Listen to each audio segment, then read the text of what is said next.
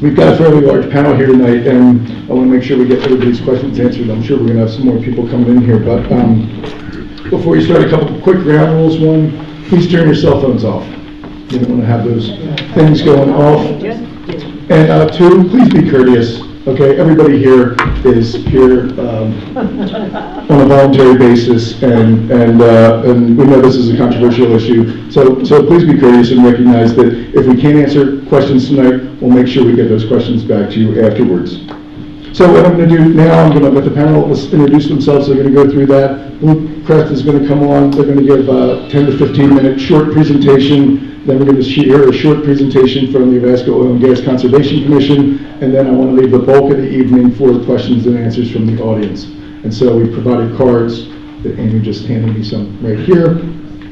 And if you want to direct your comment to an individual, please write that on there. We have Carly in the back and Margot in the back.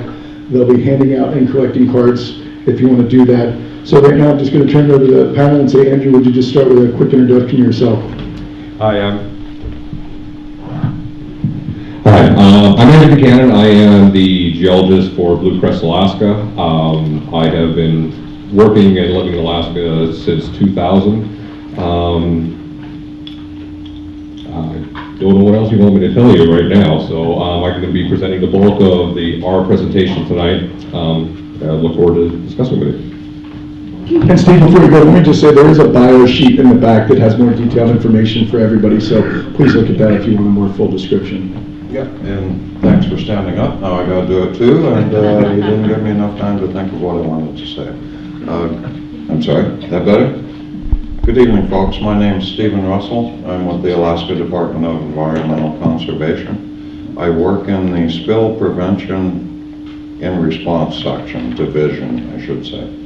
Currently, I have the lofty title of Interagency Coordination Section Manager, which we haven't quite figured out what that means yet, but it means I get to do an awful lot of stuff like this and other prevention and emergency management type issues on a statewide basis versus what I did 10 months ago where I was the state on-scene coordinator for most of central Alaska, including Prince William Sound and the Aleutians in western Alaska. So thanks for spending time with us tonight, and hope we were able to share a lot of information. Thank you.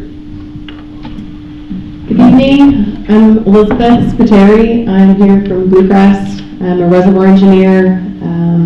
I have been working mostly as an engineer in Norway on fracked water floods similar to this. So I've spent most of my career on these similar type of operations, and I look after the fracking design and the operation. I'm Kathy Forster. I'm the engineering commissioner and currently the chair of the Alaska Oil and Gas Conservation Commission. I've been involved in oil and gas activity either as an operator or as a regular since 19 and I've been in Alaska for 25 years. I'm Brianna Mordick. I'm a petroleum geologist with the Natural Resources Defense Council. We're an environmental nonprofit advocacy organization. Came to NRDC from the oil and gas industry. But at NRDC I work on finding solutions to reduce the environmental threats from oil and gas operations. Hello, I'm Stephen Holtkamp. I'm a professor of seismology at the University of Alaska Fairbanks. Among the things I study are induced earthquakes. So thank you very much for coming. Hey everyone, I'm Charlie Palmer. I'm with the State of Alaska Department of Environmental Conservation. I'm with the drinking water program and I'm a hydrologist. I've been there for about 9 years. And yeah, we work with public drinking water systems statewide. My position is statewide.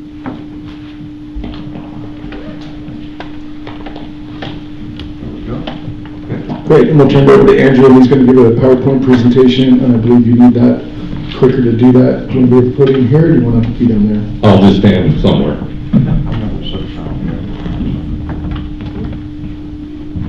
First of all, I'd like to thank Bob and Cook Inletkeepers for putting this on tonight and giving us an opportunity to present what our wellbore simulation, overview of our wellbore simulation plan. Thank you all for coming. So this is our location. The red dot is where the existing Hanson 1 well is. Pardon? It's hard to see. Can everyone see this, or do you want the lights turned down a little? Is this Nanilchik? Yes. No, it's North This Sugar. is just north of Anchor Point.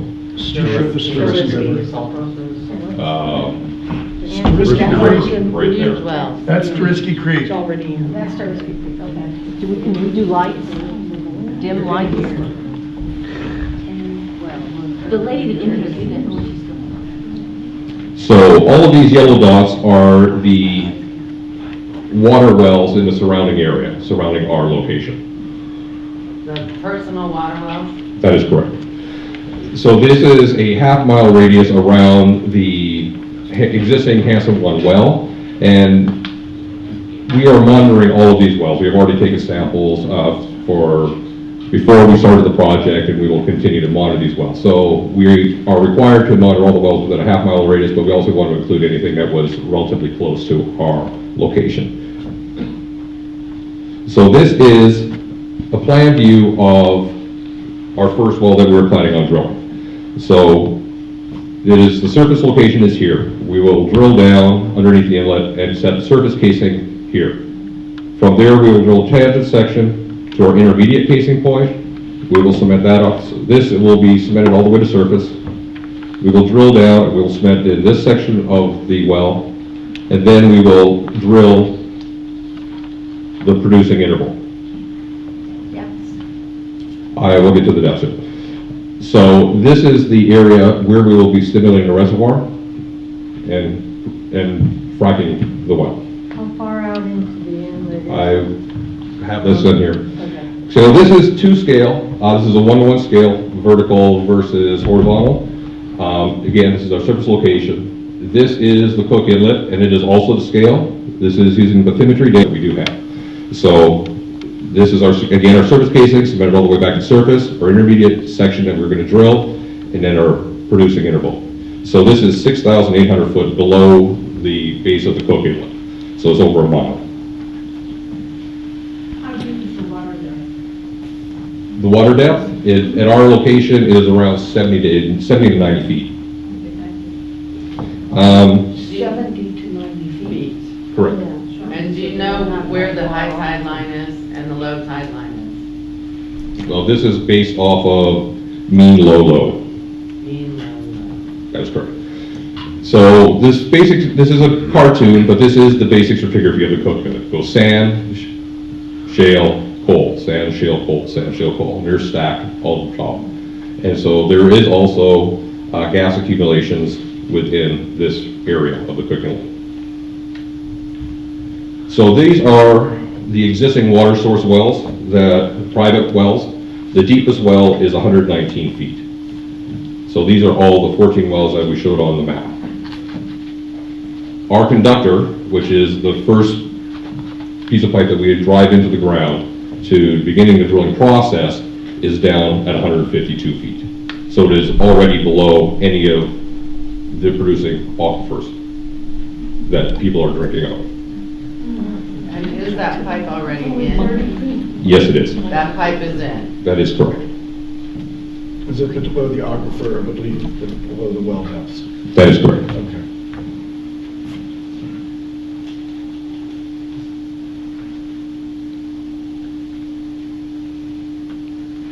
And so this is our surface casing, which is the first section of well that we will drill, and then we will submit it all the way back to surface. So this goes down 3,300 feet below the surface, and the casing point is 4,600 feet from the farthest well.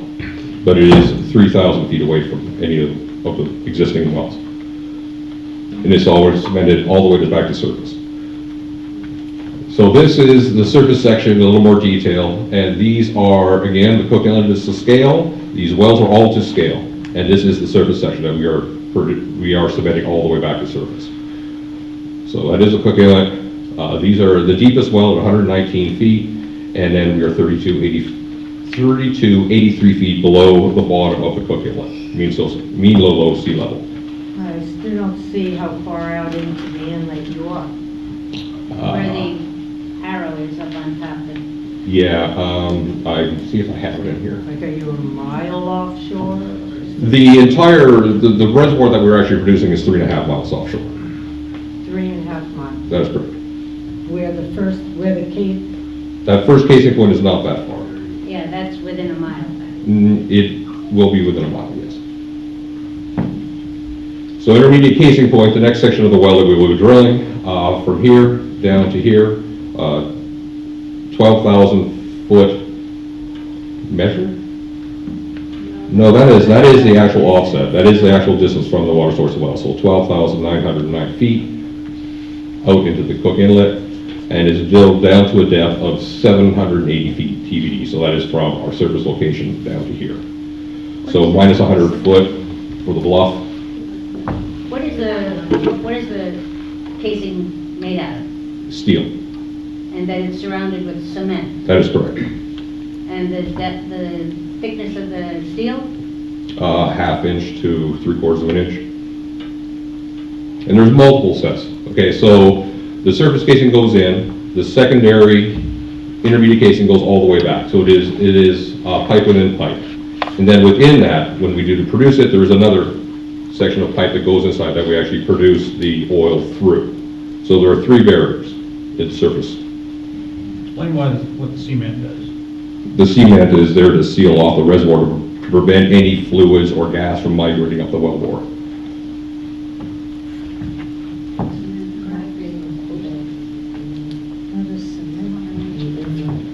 The well bores the outside of the pipe.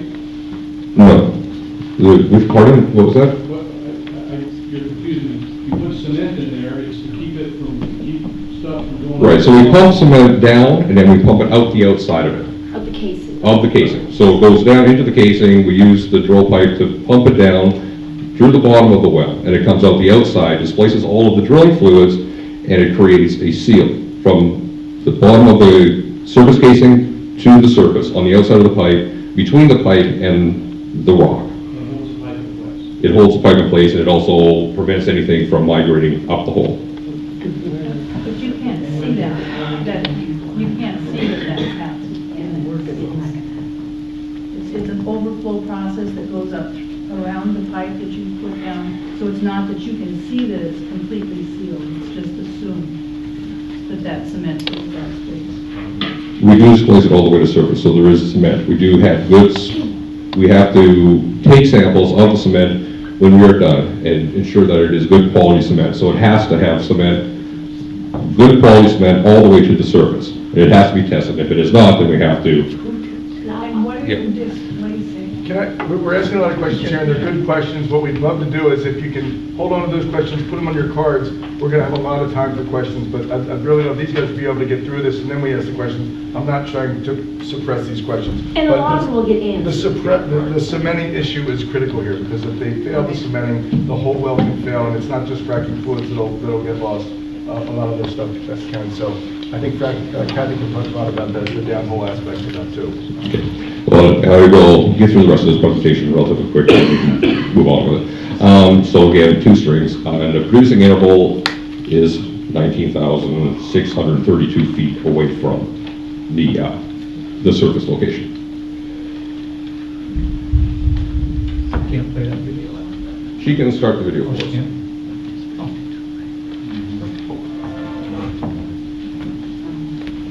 The well is initially drilled to a designated distance below the deepest fresh water source near the surface.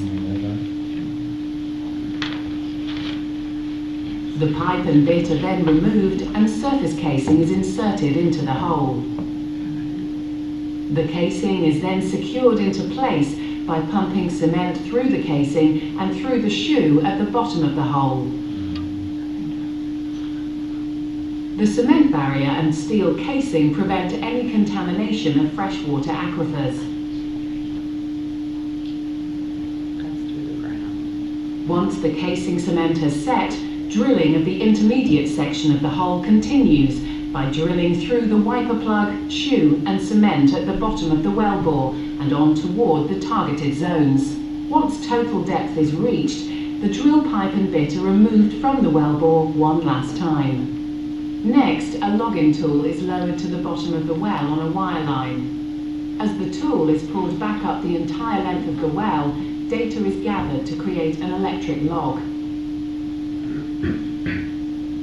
Once the well has been logged and deemed a commercial well, production casing is then inserted. As with the surface and intermediate casing, the production casing is also cemented into the hull. Back on the surface, the drilling rig is no longer needed. A temporary wellhead is installed and the location is prepared for the surface crews, who will ready the well for production. The first of these steps is to perforate or perf the casing. A perforating gun is lowered by wireline to the lowest of the 3 target zones.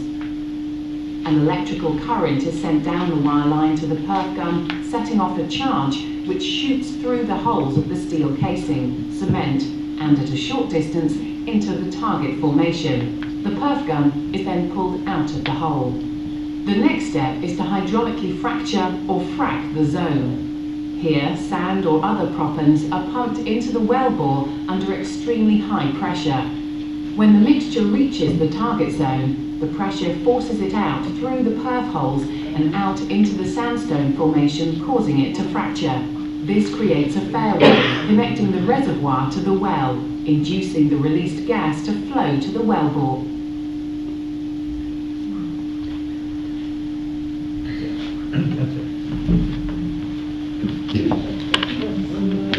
Thank you.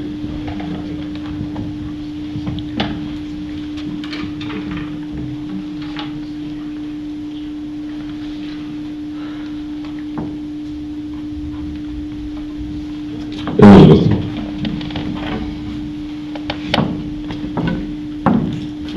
So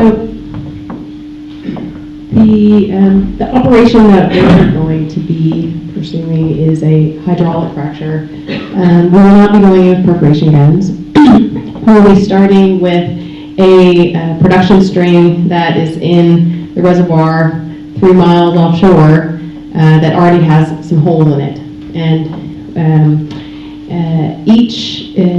every 500 feet, we're going to inject about 1,700 barrels of fluid.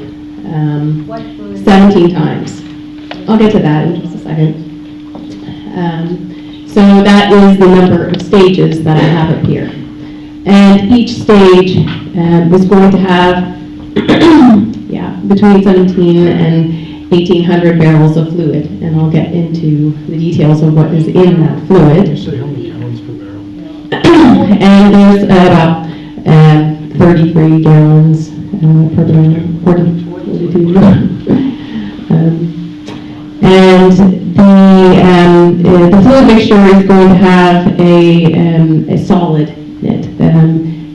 We say ceramic proppant, but it's like a sand, and like a porcelain. If you drop one of your porcelain dishes, it's just that same material except in little round balls. So it doesn't interact with anything. It's just a benign material. And then at depth, at the formation, we are going to inject all of this fluid at about between 4,500 and 5,000 psi. And that will open up our pathways in the rock. We've done a lot of modeling to determine what is going to be the height growth of these fractures. And there's a lot of science behind it. We know from the modeling work that we've done that our fracture growth is not going to go above roughly, it's going to be about 200 feet. And that's the total height. So the fracture it can grow a little bit below from the point that we start the fracture. So from the initiation point, we'll say that the fracture is only going to grow about 150 feet. So it's not even going to go above the confining layer of our formation after this operation. So I guess to the next slide. So what I want you to take away from here, a couple numbers, are 99.5% and 0.5%. So 99.5% is water and sand. Everything that we're going to put down hole, 99.5% of that is just water and sand. Where's the water coming from? There is, actually Larry can talk about that afterwards. We don't have a firm source yet. Yeah, fresh water. Fresh water. Can we get that on the card, because it's a great question. No. Yeah, that's funny, isn't it? So, in each well, when we put down about 30,000 barrels of fluid, most of that is just water and sand. Now, 0.5% are a mixture of chemicals that we have outlined here. Now, most of these, and we provide some of the more technical details, are actually benign. We'll find them in food additives. For example, our guar gel is it's like oatmeal. The EPA has listed it as one of a safe chemical to use. And in fact, the pH adjusting agent, a lot of those are just salts. Now, the only thing that, there are a couple things here that, you wouldn't want to put in your food, would be the surfactants and the biocide. And the surfactants are an alcohol derivative. So you may want to put it in your drink, you may not want to put it in your drink, depending on what you're having to drink. And the biocide is what, it will kill some of the microbes down the hole that we don't want. And you can find that in like hair products or cleaning agents. But the percentages that we're using are so low that they fall well below any toxicity levels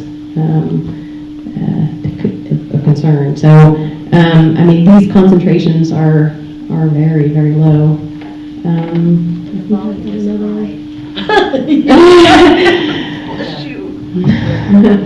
So here are some more details of all the chemicals that we have, and we disclose all of these, and the percentages of that. And you can see,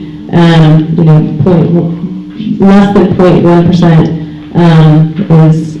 is very, very small. And it tells you also here of what, also what some of these chemicals are also used for.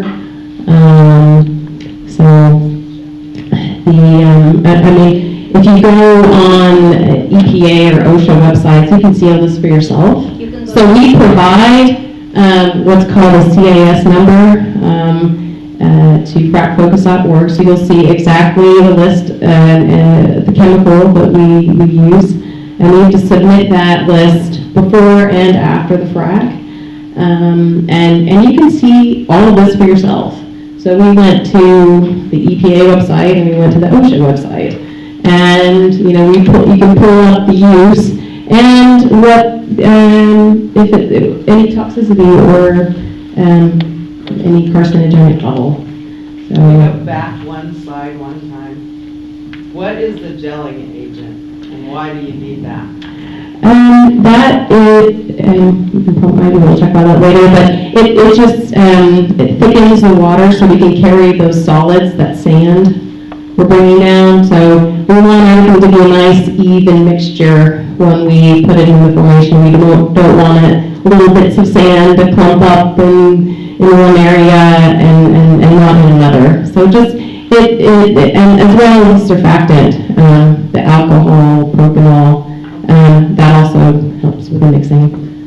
But anyway, that's all.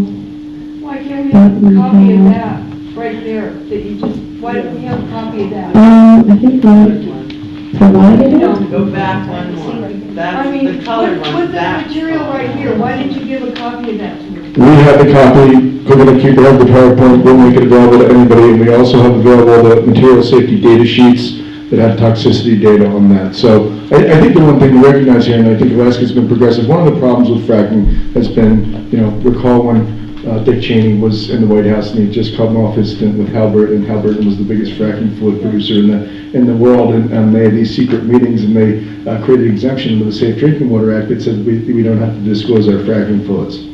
So I think that's what's caused a lot of the consternation around these things. Alaska rules are different, and Bluecrest has been different. They've been very forthright in exposing what they're putting down whole.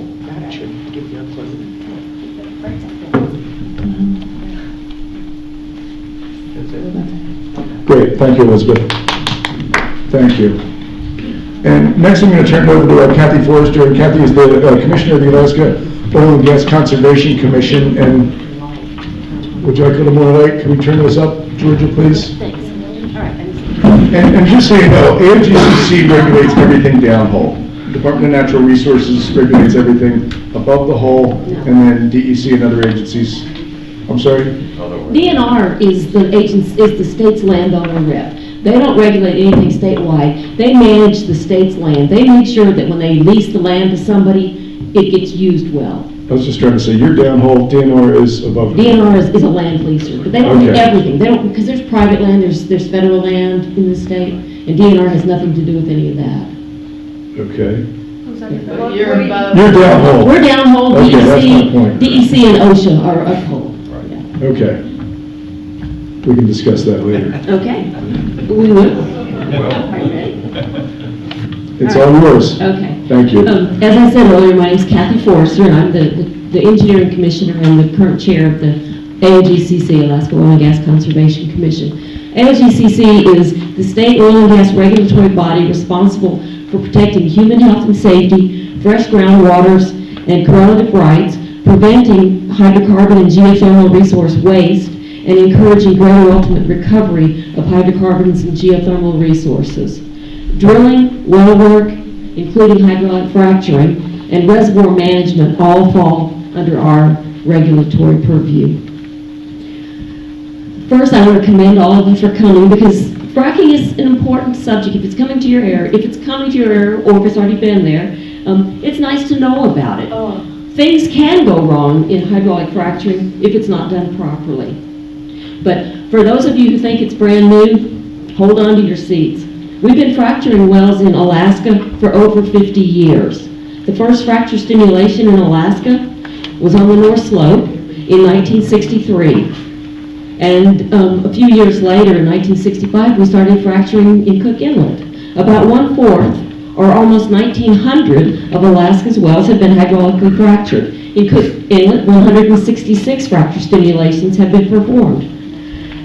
Most recently, 4 wells were fractured in Cook Inlet in 2014. 2 were in Kenai, 1 at Trading Bay, 1 at Granite Point, 2 on the east side, 2 on the west side, 2 onshore, 2 offshore, so kind of a mix. Perhaps most relevant, the Hansen well that Bluecrest will be operating, Hansen number 1, I think, has already been fracture stimulated once in 2010. You guys feel any of that stuff? I didn't. But anyway, in over 50 years of hydraulic fracturing, Alaska has not suffered a single documented instance of subsurface damage to an underground source of drinking water caused by this or any other oil and gas well operation. We're not here to have a discussion. I'm here to give you a presentation. We get it loud and clear. We get it loud and clear. And you know what, there's going to be, the reason we want to do these presentations briefly is so we have the time for questions and answers. If we can hold these questions, put them in the cards, we'll answer all of them. And if we can't answer them tonight, we'll get back to you. The purpose here is information. As I said before, things can go wrong in hydraulic fracturing if it is not done properly. But the same is true for driving a car, riding a plane, or even eating at a restaurant. But you know, when someone operates a car, a plane, or a restaurant, they use good practices and they are subject to regulations. And the people who trust those restaurants and those cars and those planes trust that the person operating is going to do a good job, that the regulations are in place, and that they won't die of food poisoning or get in a crash. And, you know, that's what we're here for. So what could go wrong? The fracture fluids could go somewhere unintended, but in a minute I'll describe how our regulations protect against that. The produced fluids, the non-salable fluids that flow back with the oil and gas after the frac, could be disposed of improperly. But again, our regulations and DECs are here to prevent that from happening. Fluids could spill during transport to and from the location. DEC and DOT have regulations that protect against that. But you know, realistically, any waste fluid that's transported could spill, and the most likely thing to cause a problem would be your own garbage being carried away by a garbage truck. Another thing that could happen, fluid disposal can cause earthquakes. But in this situation, in the situation that we're in, that's extremely unlikely. The fluid volumes are going to be orders of magnitude too low, and the injection will occur miles away from any active fault system that would likely trigger a seismic event. It is more likely that I will be selected to represent Alaska in the Miss USA pageant than that there will be a fracture, an earthquake. Flaring and other emissions could occur. AOGCC and DEC regs protect against that. The operations themselves will generate increased traffic and noise for a day or two, and this is the most likely harm that you'll see from hydraulic fracturing operations. So AOGCC has been regulating hydraulic fracturing since before the first hydraulic fracture in Alaska. Our regulations have always been stringent, but we updated them a year or so ago to make them easier for the public to find and understand, to require fluids disclosure to the public, to require groundwater sampling, and to make some minor technical tweaks to things that weren't up to date with current technology. Now, I'll give you some examples of what our regulations require that relate to hydraulic fracturing that you might be interested in. First, the operator must obtain approval from AOGCC before performing any work on any well, including performing hydraulic fracture stimulation. The operator must propose a water well sampling program, and we must approve it. Before fracturing, the operator must disclose to AOGCC all chemicals and fluid volumes anticipated to be used. That I say anticipated because when they perform the fracture, things could change and they might use a little bit less of one, a little bit more of another. So they tell us what their design is requiring. And after the operation has been performed, the operator must provide what was actually used to us and to a publicly searchable national database that's available to everyone. MSDS, material safety data sheets, must be on site for every chemical used, and the data must be provided to us upon request.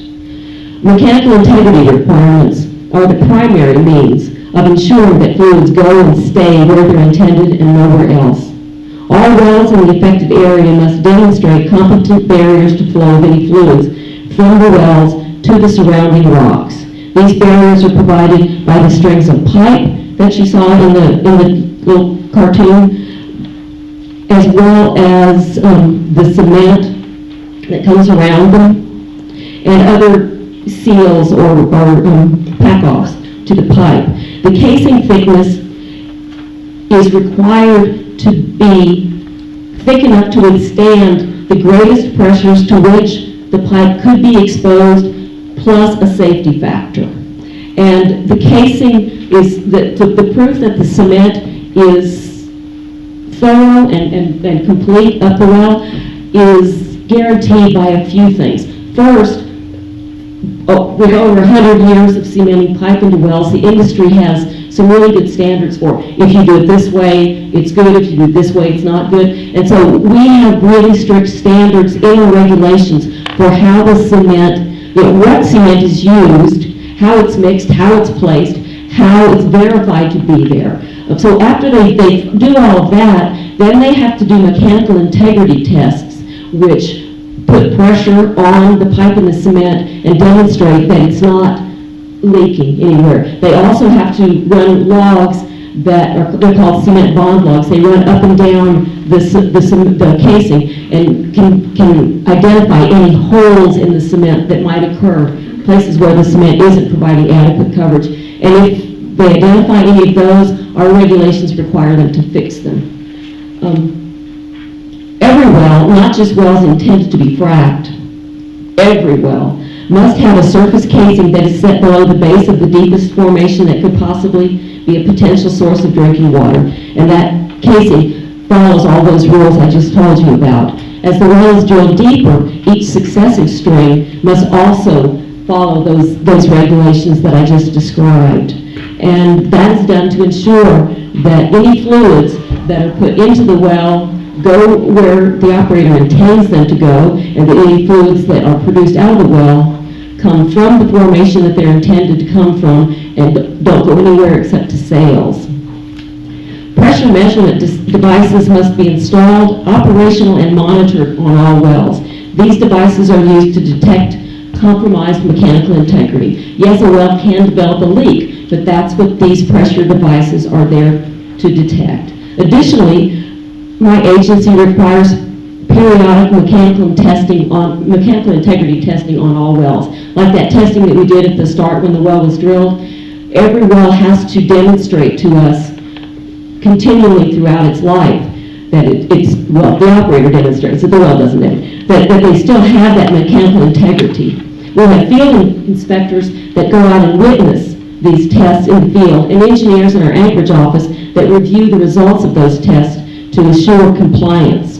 No fracturing is allowed unless and until all wells, not just the fracked well, but all wells in the affected area meet these stringent construction and mechanical integrity requirements. Fully constructed and its mechanical integrity is maintained, hydraulic fracturing should have no potential to damage any fresh water. Now, another thing that could happen is people talked about air emissions. The only way that air emissions will occur is if a well develops a leak, and we've got these mechanical integrity requirements to make sure it doesn't, or if the operator flares or vents the gas that it produces. And Alaska has some of the most stringent flaring regulations in the country. One of the problems that you hear about in Texas and North Dakota is that when they frack these wells and then flow them back, they've got a market for their oil, but they don't have a market for their gas, so they just flare their gas. That doesn't happen here. If any of you have been here since the 60s and early 70s, you might remember how wet the inlet was. Well, in the 70s, my agency changed the state's regulations, and that kind of flaring is not allowed. We prohibit flaring unless it is needed to protect people, property, or the environment on an emergency basis. So no long-term flaring will be allowed. In fact, if the operator flares that in a way that doesn't meet our stringent requirements, we fine them severely. And I'm going to stop now. I think this would be a good time to open it up for all those questions and comments you guys have. Great. Thank you, Kathy. So I think we're going to have to debate the jurisdiction of DNR as well as the flaring regulations, because I see a lot of flaring, and I know there's been concerns about this. So anyway, but again, I know fracking's controversial. I know this is stuff that we all feel in our hearts. So I appreciate you putting your questions on here. And we've heard some Bluecrest, we heard from AOGCC. I just want to remind folks, we have folks from DEC. Steve Russell is with the Spill Prevention and Response. Charlie Palmer is with the Drinking Water Division there, so that's their expertise. Also, we have Dr. Stephen Holtkamp from UAF. He's an expert in induced seismology, so that's where, fracking and the injection of waters underground can induce seismology. And then Brianna Mordick with NRDC, she's seen a lot of fracking operations across the nation, and so she can give some feedback on what that means relative to Alaska. So I just throw that out there. So, we don't just pepper Bluecrest with a bunch of questions about them. You've got a panel here with a lot of expertise, so please ask questions for them all. I've got a number of cards up here, and I'm going to start to read some of them off. The first one, I believe, was answered, what are the chemicals used in the fracking water? Bluecrest had that up there. As I mentioned, we've got the material safety data sheets in the back. Is there anything anybody wants to add to the fracking fluids composition issue?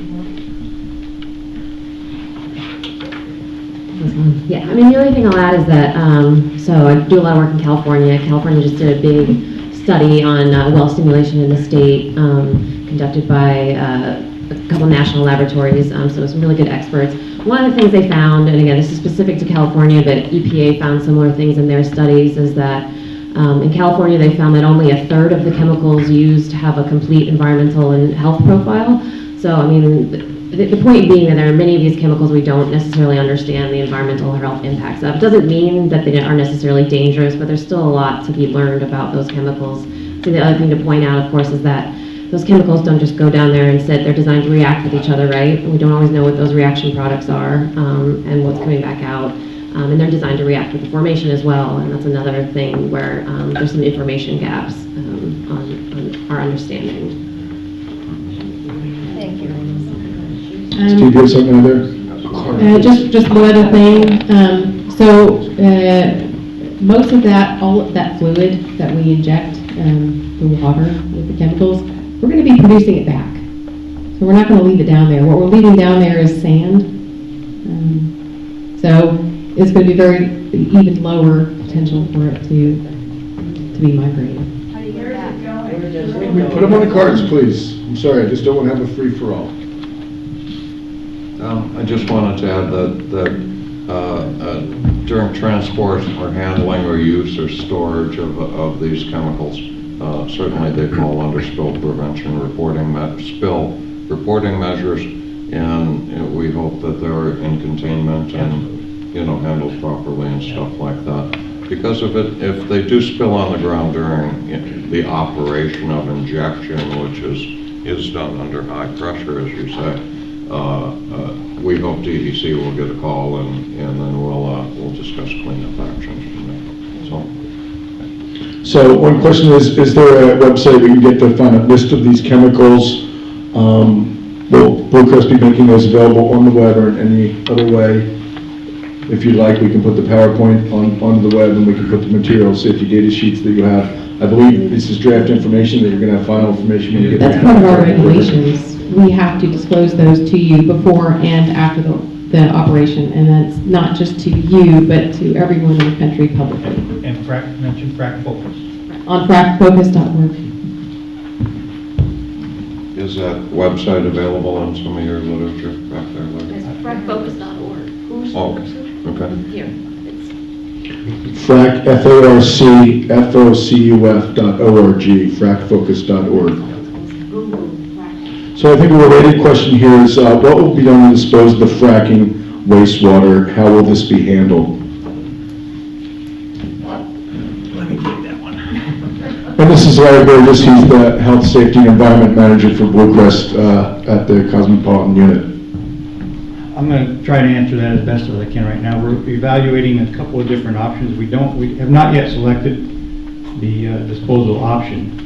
But the bottom line is, at the end of the day, it will all be down a AOGCC approved or EPA approved disposal well, several thousand feet below the surface. The surface of the water or the land? Well, the surface of the land. Take your pick. No, but they're 70 feet. You haven't figured that out. Yeah. It's a rather critical issue. Yeah. I'm sorry? When you, again, my understanding is that you begin in June, so you haven't figured out where to put this produced water yet. Or where you're getting. Or where they're getting the water. We won't be fracking until at least November. So we have some sites available that we're evaluating for fresh water. We have to do lab tests on them. And we have a couple of good options for disposal down an approved disposal well for the What are they? It's only water. She said it's only water, why dispose of it? If it's only water and you can drink it, serve it. Any fluid that's been down a well and comes back up either has to go to sales or has to be disposed of according to EPA and AOGCC regulations. So whether they do it in a Class 1 well, which the EPA regulates, or a Class 2 well, which both the EPA and the AOGCC regulate, it'll go into one of those two sources. And they have to do that because it has been down an oil and gas well, and that's what the regulations require. What kind of volume are you talking on water, like per day? Yeah. Per day, so each stage is going to be roughly 18,000 barrels, and we'll do 1,800 barrels, and we'll be doing 5 of those per day. So I guess I'm rounding that up to like 10,000 barrels. But the 10,000 comes back slowly. You won't be producing all that back. No. I mean, we'll during this flow back, we have to produce it very slowly, so we don't produce all the sand. We want to leave the sand in the ground and produce all of the water that we inject. What do you mean produce? Well, after you pump the water that's carrying the sand down to, okay, the water first creates the crack, and then the proppant is carried with this gelled water so that it's placed in that crack. And then when you quit pumping, you release the pressure that the water that you were pumping created. And then the fracture that you propagated gets to relax because there's nothing holding it open anymore. And as you start to flow back slowly, the crack that you created slowly closes in on that sand. And that's why you put the sand in, so that when the crack closes, the sand is still in there to hold it open. And so you slowly produce back the water that you carried that sand down with. And what kind of volume? I never got an answer. It'll probably be in hundreds of barrels a day. Here you go. So one of the things that came up, and it was a question, when do you anticipate that your fracking permits will be submitted, and when do you anticipate fracking will commence?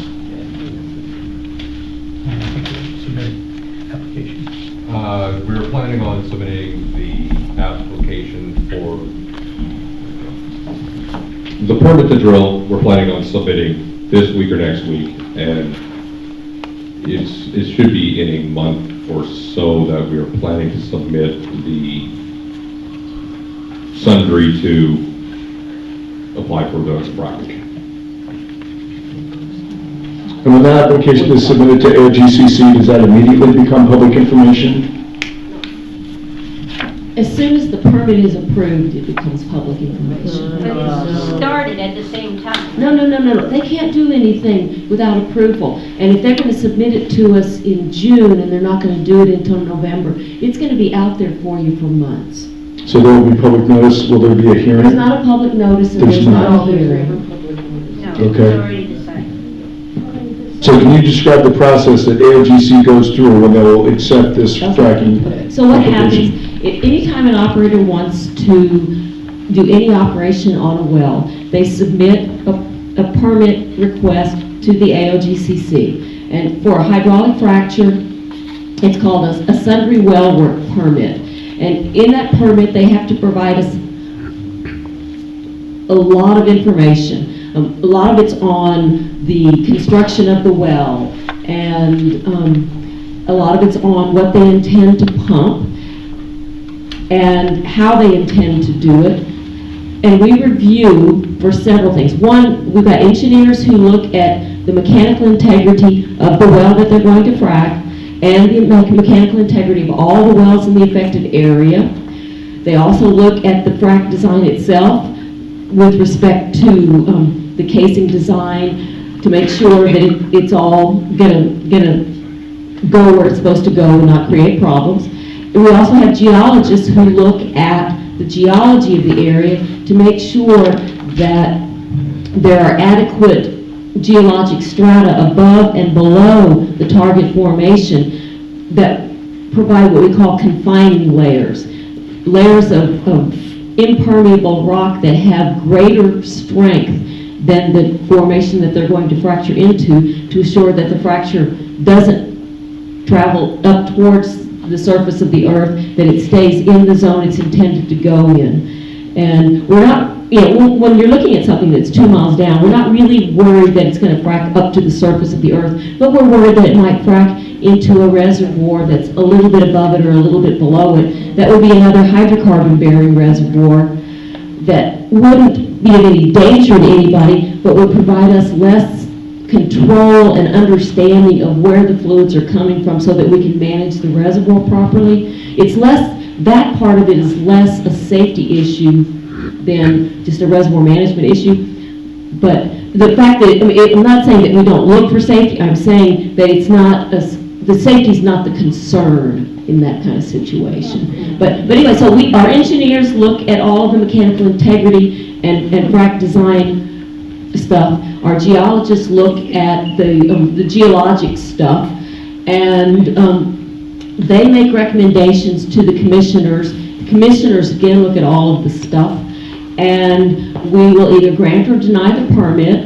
And once that is done, it all becomes publicly available, and the operator is then granted permission to proceed with the work.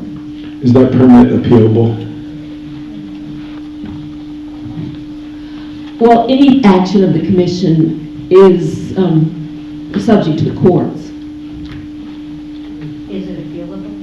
To the courts. I mean, if you came back to, if someone came to the commission and said, Blue Crest lied to you, they're not going to pump what they said they're going to pump this, and we have proof, then the commission would probably pull it back in. You know, I've never had a situation where a permit has been appealed.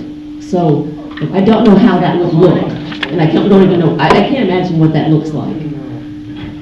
Maybe some people here can help you. Just kidding. There's 3 questions here about water, and I'm going to read every question. But they're all about the same thing. How are you going to replace all the clean water you are taking for your dirty industry? That one's a little bit slanted. Freshwater sources you are considering, please. What has been approved? And then finally, and this is addressed to Charlie Palmer with DEC, I don't know if you'll be able to get to this, but where's the water going to come from, since 98% of the fluids require water? 99.5%. Charlie, do you want to start? There's some water right there. Let me just address where There's a spill. Just to clear up where we're evaluating water is from a large used up gravel pit that has filled with water over the years. We've tested that water, and at this point in time it looks compatible. There's many millions of gallons in this gravel pit lake, and there's nothing living in it, no fish or anything of that nature. That would be the preferred source. Other sources could be a source, what they call a source water well, which would be drilled to what depth? 6,000-7,000 feet. Wow. Which is saline, is salt water. It's underground. That's another source, which is not desirable. It's expensive and not always good water. So surface water is preferred, not seawater. That is not preferred. The land that, when the gravel pit has dug, the reason why it filled up is because everybody's water goes into that pit. So you can suck out that pit for all you want, and everybody's water keeps going into it. That was the big problem with Schaefer's gravel pit years ago. And the whole neighborhood had a coronary because their wells were going to go dry if you went any deeper. And he said, it's my gravel pit, I can do what I want. So that has to be taken into consideration. I cannot agree more. We do not want to impact anyone's drinking water in any way. And we try to demonstrate that even locally around the the surface location at the Hanson pad, where we committed to not drill any water wells there. So is it just? Sorry, I'm sorry, we can't have that back and forth. Can you put it on a card? I've got 50 other questions. I've got 50 other questions. Is yours more important? Is your question more important than all these? No, but it's about the water. Then write it on the card, please. We'll get back to it. Absurd. I'm trying to, if I don't organize it, then you're gonna dominate. He was, I never said one word. Linda said it. All right, it's Linda's fault. We're all agree. This one takes a step back. Please describe the difference between fracking in Alaska and the fracking in New York State and other places that are causing problems to freshwater wells or aquifers and earthquakes. Oh, I'm sorry, Charlie, we're going to get to that other issue. I'm sorry, I take this one back. Go for the water one, Charlie. Is this on? Yes. Okay, well, you know, being that I haven't known where the water would come from until right now, I don't know if I can comment as far as how close it is to public water systems, which is what we regulate. The one thing I would say, though, is, you know, I'm not sure how far out Blue Crest looked at the well depths for fresh water, but from my research, it appears that there's some deeper wells that in the Anchor Point area that go down to, there's one well that goes down to 500 feet. Most of them are less than 200 feet. There's a few that go down 300 to 500 feet. What I showed was the wells that we are actually surveilling that are in the surrounding area of any area that would be within the impact area of any work that we do. The deepest one in that area is 120 feet. So there is some variability in well depth at distance, but the majority of them are less than 200 feet from well logs that have been turned into the state. Now, we know that there is a percentage of well logs that haven't been turned into the state, so there is some unknowns as far as well depths. And also the hydrology, the groundwater aquifer configurations in the area are pretty variable. There's a lot of differences in how deep wells have to go to get water, how much water they get, what the quality of the water, and it can vary pretty quickly laterally. And so when you mentioned the gravel pit, my thoughts on that were how many other wells are even nearby that gravel pit, because the available gravel in the area is pretty limited as well. So just a question and just a general comment. I don't know if I have much to add, not knowing exactly where the locations of these potential water sources are at this time. Thanks. Steve? You want this one? I was going to, this would be good. I was going to comment on the question you asked about the differences between what's going on here and what's going on in the Marsalis field in the Alleghenies or the Woodford fields and other locations around the country. We certainly saw in the last 10 years or so an awful lot of small companies coming into a lot of these areas and drilling very shallow holes. You know, jump in if I'm wrong. They were drilling very shallow holes because this gas that they were going after, field and others, is like at 1,000 feet down. And that's what they were tapping into. They were going into a very small plot of land, drilling a bunch of holes, doing a bunch of fracturing, hooking that gas up to the pipeline, and then they were gone. The numbers I'm hearing now is approximately 36% of the oil and gas producers or explorers, whatever you want to call them, that were involved in those activities are no longer in business. They're bankrupt. They're gone. Yeah. They're either bankrupt or they produced the wells, they sold the wells, and they disappeared with that money. So the difference that is going on here is the density, the depth, and the quality control that Kathy and others and Larry are talking about that we didn't have in Pennsylvania, Ohio, Colorado, and Wyoming, and places like that. One other difference between us and Pennsylvania, the very first oil wells in the country were in Pennsylvania, But Pennsylvania has not been an oil and gas producing state for a long time. And if you talk to a Pennsylvania oil and gas regulator 15 or 20 years ago, he'd say he has the most boring job in the country, and he just wishes that the last 2 wells would quit producing so he could retire. But so they didn't keep up to date on their regulations, and they had a lot of really old, crappy, wells. And so that's a big difference between us and them. Alaska has some of the most stringent well construction and well work requirements on the planet. And we update our regulations constantly for changes in technology and learnings. And we are an active industry, and we are an active agency. So I think that when the early wells came into Pennsylvania, they caught everybody by surprise. These little companies that comment as well. An awful lot of areas that there are problems with water contamination. The water wells themselves are very deep. If we're talking Wyoming, Utah, and Missouri and other places where they have significant aquifer reduction there over the decades, they don't have a lot of water there. Their water wells are going very deep as well. So the buffer, if you will, I don't know if that's a proper term, between the potential fracking and the potential water source in those areas is much different than it is here. I would use barriers. Barrier rather than buffer, okay. And another thing along those same lines, and this is something that we have in Alaska as well, but it's not going to be an issue here. The shallow freshwater beds are interbedded with shallow coal seams in some parts of the state.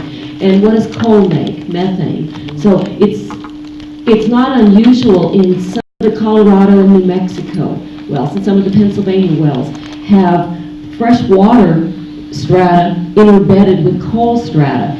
And so some of the pictures you see of a guy that turns on his faucet and he can put a big lighter to it and it catches flame. That was going on before fracking. So I got my hands on a farmer's manual that was copyrighted 1966, titled "What to Do When Your Water Well Makes Methane." We weren't doing these fracks like this in 1966. So a lot of that is just biogenic, naturally occurring methane, and that's a difference between what will be happening in this operation, because this well is going to be 2 miles deep. It's not going to be in fresh waters, and it's going to have all that mechanical integrity assurance to make sure that it doesn't communicate with those fresh waters. Thanks, Kathy. I don't know if Brianna or Stephen have any perspective on that, because I know you have experience outside, and maybe highlight some of the similarities or differences between fracking here and other places.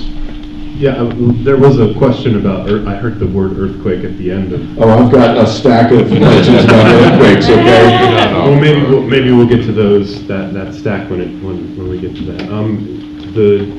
In terms of the differences between the potential to create earthquakes in the lower 48 and here, there are significant, as you can imagine, geological differences between the areas that are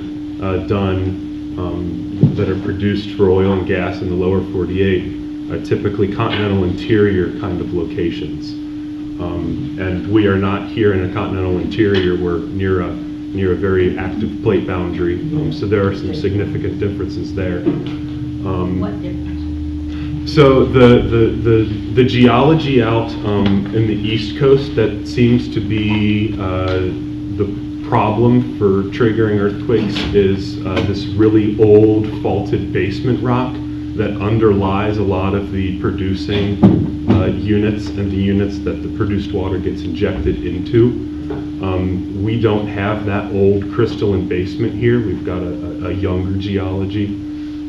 So there's a little bit maybe uncertainty of drawing parallels between the two. I don't think you could necessarily do that with a lot of certainty. The other thing I wanted to mention is that while fracking has been shown in a couple cases to induce earthquakes, I have a handout where I list a couple of these. The vast majority of earthquakes that are induced by injection of waters are from wastewater reinjection or disposal of hydraulic fracturing. That's the major problem. It's then the associated disposal of produced waters. And that doesn't just have to come from hydraulic fracturing. There's a variety of sources for produced waters. Every oil and gas well that's ever been drilled has water come up with it as well, which needs to be disposed of. And that injection has been occurring in the Cook Inlet since at least the mid-1980s. So we do have a long history of produced water, wastewater injection in the Cook Inlet units.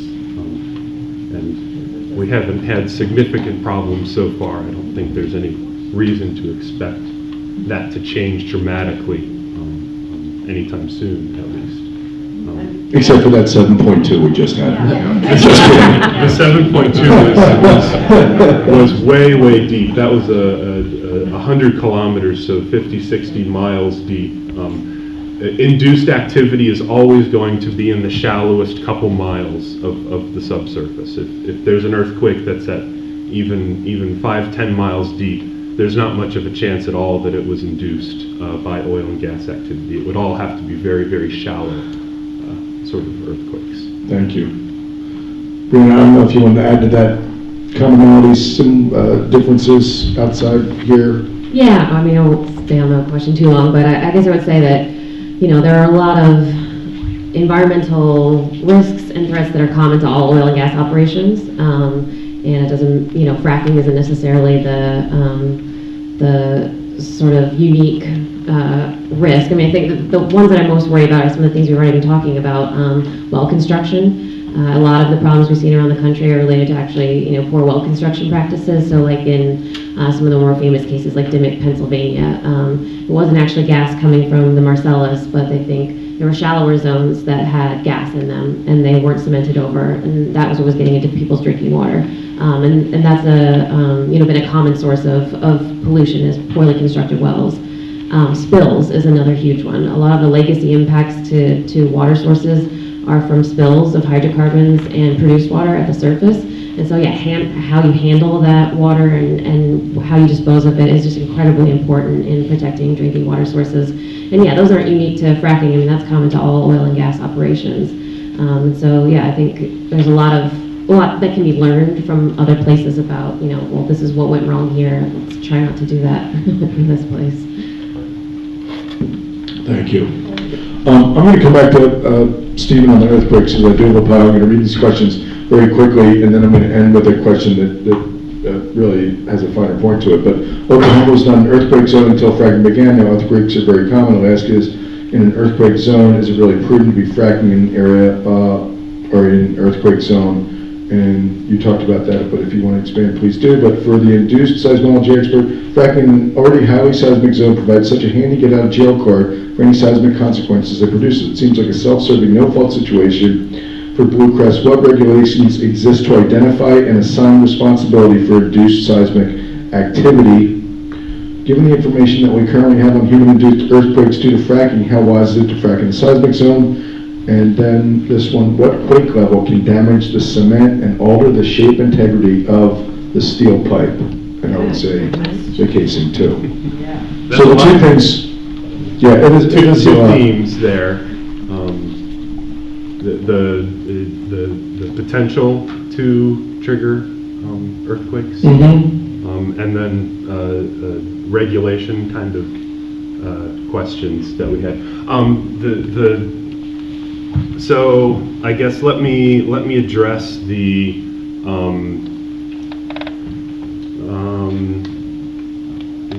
which order do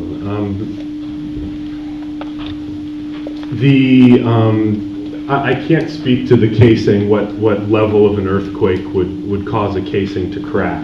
That would be an engineer kind of question. Kathy can answer that. It would very likely have to be a fault that cuts through the well, and those wells with the logs that are done, those electrical logs that are done on the wells are able to identify fault offsets and such. So if they are drilling through a major offsetted fault, they would very likely know that fault is there, and they would avoid that section when fracking because of the potential that it would have to damage the pipe. The question on separating natural from induced seismicity, that's an excellent question, and is a topic of active research that I'm trying to pursue at the University of Alaska Fairbanks and the Alaska Earthquake Center. We're very interested in this. It's a difficult question that we're not at a point yet that we've effectively been able to separate them out enough to begin putting things into regulations or recommending regulations. It's still very much an active topic of research. Like you said, out in Oklahoma, went from a no earthquake state to they are actually now the earthquake capital of the U.S. Per unit area, they have more magnitude 3 earthquakes than Alaska does now. They also have more fracking. They have a lot more fracking, but the problem in Oklahoma again is actually wastewater injection. There's in the past 4 or 5 years, there's been a couple thousand magnitude 3 earthquakes in Oklahoma, and I'm aware of one that's been conclusively tied to the actual fracking process. There may be some more, but most of them are conclusively tied to the wastewater injection process. But the wastewater injection, the wastewater is created by the fracking industry. In Oklahoma, it's actually not. In Oklahoma, the vast majority of produced water comes from a dewatering play. The Arbuckle unit to the west of Oklahoma City has a very high proportion of water to oil. When they produce it, they get about 50 units of water per unit of oil. So all of that needs to get re-injected. So if they produce, 1,000 barrels of oil, they have to re-inject 50,000 barrels. And that's really the big problem in Oklahoma. They have much higher volume injection wells than we do have in the Cook Inlet units. Since the numbers that I know that are since the mid-1980s, there have been about a little over 100 million barrels of produced water re-injected into the Cook Inlet units. So that's over all the wells over 2 decades of injection. It's a large number, but the wells out in Oklahoma are injecting 1 million or 2 barrels a month, and there's dozens of those, and they've been doing that for the better part of a couple decades. So that's the real problem when you get into the really high volumes of water. And that's a really important distinction, actually, between injection-induced seismicity from wastewater injection versus hydraulic fracturing injection. Is not the pressures, but the total volumes of water and the duration over which those operations occur. With wastewater injection, that process is continual over years to decades, and they can inject lots of fluids, hundreds of millions of barrels of fluids. A typical hydraulic fracturing operation is hundreds of thousands of barrels of fluids and over days to weeks instead of years to decades. So if there is an increased risk associated with hydraulic fracturing, it's certainly going to be less than the wastewater injection, but it's also going to be only during the time that the operations are active. Once the active hydraulic fracturing is over and done with, the risk of earthquakes would go away after that very quickly. That's not quite the case with wastewater injection, which is a longer, more continuous process. I can talk about the level of level of earthquake that would damage the casing. But first, you mentioned that they wouldn't want to frack along the fault because that could cause a problem. But more practically and more realistically, they wouldn't want to frack along an active fault because then their hydraulic fracturing fluids and sands might go someplace other than where they want it to go, and it would be a total waste of a boatload of money. So, I mean, even if you worried that you couldn't trust them not to like you enough to want not to frack along an active fault, they'd be stupid too, because, it'd be easier and logistically less challenging for them just to go to a toilet and flush $500,000 down it. So, anyway, but as far as the magnitude of an earthquake that could damage casing, that is an unanswered question. But remember I said that we have pressure gauges on all wells that continually monitor if it hasn't been compromised, and we do mechanical testing periodically. So if that were to happen, we would be able to identify it. But then I want to go back a little further in time, because Swanson River was here in 1964, and none of those wells was damaged by that earthquake. And that's a pretty high mark to have to get above. Yeah, the only thing I'll add is one of the few cases where hydraulic fracturing itself did actually induce seismicity in the UK. Do you remember what the maximum magnitude of that one was?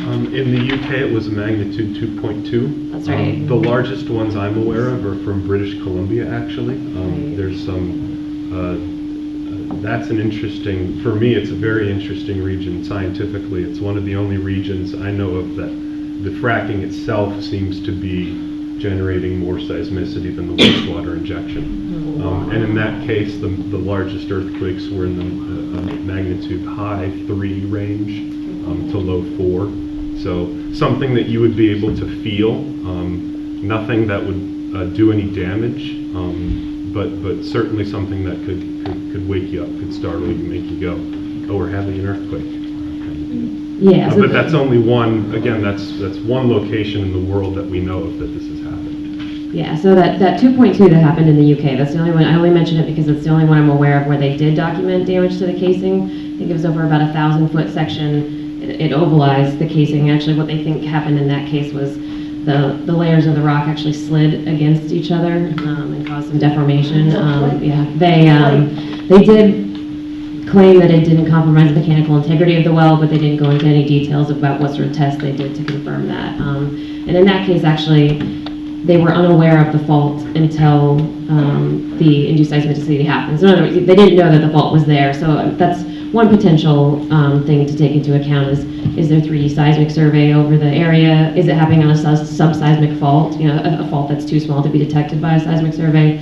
So it's possible that, and it has happened, that in some cases they're happening on faults that weren't previously recognized. Great, thank you. I'm going to switch gears a little bit. Again, a bunch of questions up here trying to categorize these things, but I'll call this category kind of monitoring, disposal, and cleanup, and I'll read some questions, and then maybe we can start with DEC and see who else wants to chime in here. Is there a monitoring system in place for these projects in the event of a spill or equipment failure? Is there an agreement for compensation? I don't understand the last part, but let me keep reading because I've got several more. Because I don't want to just give you a simple one question, Steve. I want to compound. If there's an accident, what's your process for cleanup? What money is allocated? What plan do you have to mitigate catastrophic failure? And there's a reference to the Deepwater Horizon. Does the state pay for Blue Crest operating capital so they can go bankrupt after a disaster? There you go. Good question. no to the last one. I think I can speak to the governor on that. No, we're not going to pay you if It's probably a reference to the tax credits that are... that system, that's a very confusing system. I'd rather talk about fracking than tax. Tax credits?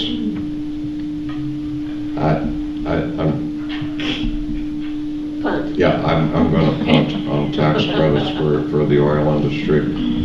But as far as spill response activities goes, Blue Crest is required to follow a large pile of regulations relating to oil and hazardous materials handling.